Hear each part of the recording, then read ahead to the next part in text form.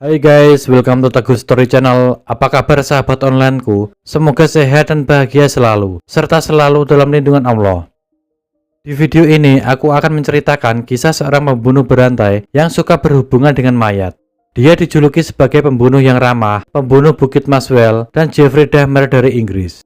Setelah membunuh orang, dia membuang tubuh korbannya di saluran air. Kebanyakan dari korbannya merupakan seorang pemuda yang terdiri dari tunawisma, homoseksual, dan pelacur. Bagaimana kisah kelanjutannya? Mari simak video ini sampai habis sahabat onlineku.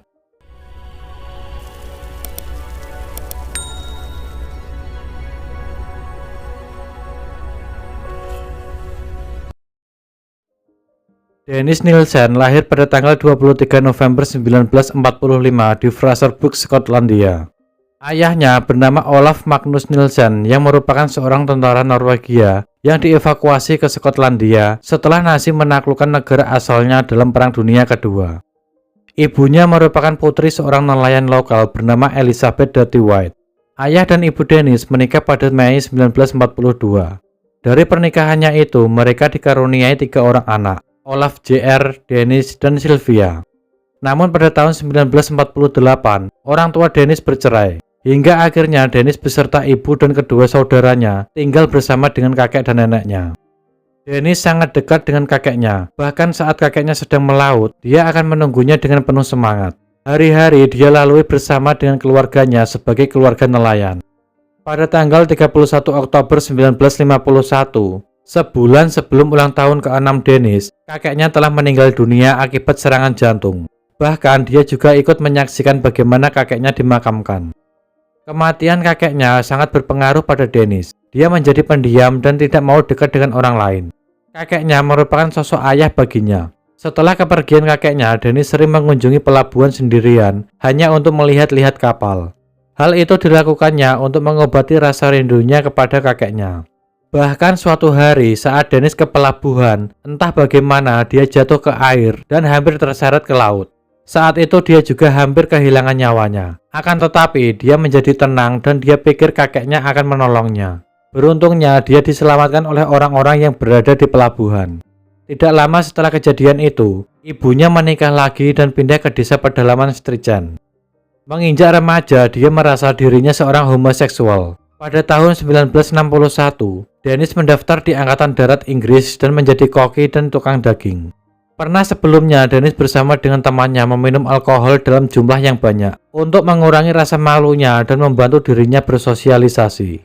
Meskipun tidak ada aktivitas seksual yang terjadi, insiden ini menjadi sumber fantasi Dennis tentang berhubungan seks. Dia akan berpura-pura pingsan karena kebanyakan minum. Saat dia pingsan, dia berharap temannya akan melakukan hubungan seksual padanya. Namun itu tidak akan terjadi sebab temannya merupakan pria normal.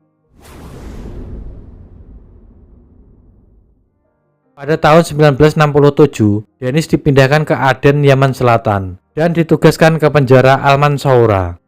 Kekerasan dari kelompok pro kemerdekaan menyebabkan penculikan atau pembunuhan sergapan terhadap beberapa rekan Dennis. Dennis sendiri pernah hampir diculik oleh supir taksi. Dennis dibuat pingsan oleh supir tersebut, lalu dimasukkan ke dalam bagasi. Beruntungnya, Dennis sadar lebih dulu. Sebelum mencapai tujuan, sang supir berniat menyeret Dennis dari dalam bagasi. Namun naasnya, Dennis berhasil melumpuhkan supir itu dan membuatnya pingsan. Setelah tinggal sebentar di Inggris dan Siprus, Dennis dikembalikan lagi ke Jerman, di mana dia menyewa seorang pelacur sehingga dia bisa berhubungan seks dengan seorang wanita untuk pertama kalinya. Menurutnya, pengalaman itu berlebihan dan menyedihkan, dan menyimpulkan bahwa dia memang homoseksual. Pada tahun 1972, Dennis berhenti dari Angkatan Darat dan kembali ke Strichen. Ibunya selalu menanyakan kenapa Dennis tidak mempunyai teman wanita, dan itu membuat ibunya sangat prihatin. Sebab ibunya juga selalu mendambakan Dennis bersanding dengan seorang wanita. Suatu saat Dennis dan saudaranya pergi menonton sebuah film yang menceritakan homoseksualitas laki-laki. Semua orang membicarakan tentang film itu, namun hanya Dennis yang mendukung cerita film itu. Hingga akhirnya Dennis dan saudaranya terjadi perkelahian. Akibatnya hubungan mereka menjadi renggang. Ditambah lagi saudaranya itu memberitahu ibunya kalau sebenarnya Dennis adalah homoseksual. Beberapa bulan kemudian, Dennis meninggalkan Strichen ke London untuk bergabung dengan polisi metropolitan. Setelah lulus dari akademi, Dennis mulai mengunjungi pub gay, dan dia mengundurkan diri dari kepolisian setelah sekitar 1 tahun bertugas. Setelah bertugas singkat sebagai penjaga keamanan, dia menetap di pos pegawai negeri di sebuah pusat pekerjaan, di mana dia jarang berinteraksi dengan rekan kerjanya dan dianggap gila kerja.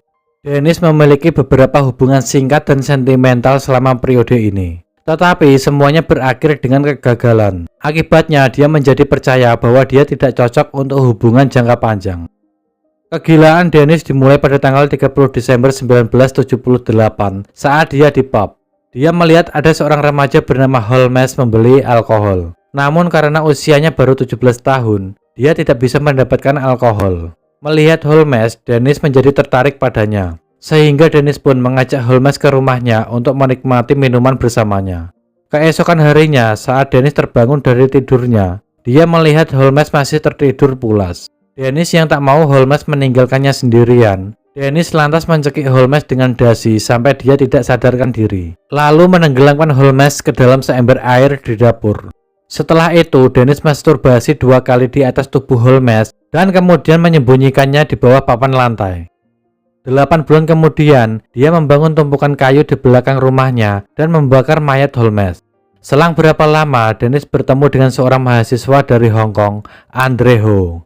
Dennis juga mengajaknya ke rumahnya. Mereka berencana untuk berhubungan seks. Dengan tindakan yang sama, Andre Ho berhasil melarikan diri ketika Dennis mencoba mencekiknya. 2 bulan kemudian, Dennis bertemu dengan seorang mahasiswa Kanada, Kenneth O'Candon, di sebuah pub. Dennis mencoba menawarkan untuk menunjukkan kepadanya beberapa landmark London. Setelah menunjukkan beberapa landmark London, Dennis mengajak Kenneth ke rumahnya. Saat asik mendengarkan musik, tiba-tiba Dennis mencekik Kenneth sampai dia meninggal. Setelah itu, Dennis mengatur dalam beberapa posisi dan memotretnya. Bahkan Dennis membuat jasad Kenneth untuk menemaninya menonton TV. Selesai dengan keinginannya, Dennis lalu membungkus tubuh Kenneth dengan plastik lalu menguburnya. Tidak berhenti di situ, Dennis kembali menemukan korbannya lagi. Korbannya kali ini seorang pejalan kaki bernama Martin Davey. Sama dengan korban sebelumnya, Martin juga dicekik dan ditenggelamkan di wastafel dapurnya. Setelah itu, dalam keadaan tidak bernyawa, Martin dibawa ke kamar mandi dan dimandikan bersama dengannya. Bahkan Dennis pun menciumi, memuji, dan masturbasi di atas tubuh Martin. Saat tubuh Martin mulai membusuk dan mengeluarkan belatung, Dennis menyemprotkan deodoran dan insektisida untuk menghilangkan bau dan belatung itu. Dia kemudian memotong-motong tubuh dan membakarnya di tempat sampah di belakang rumahnya.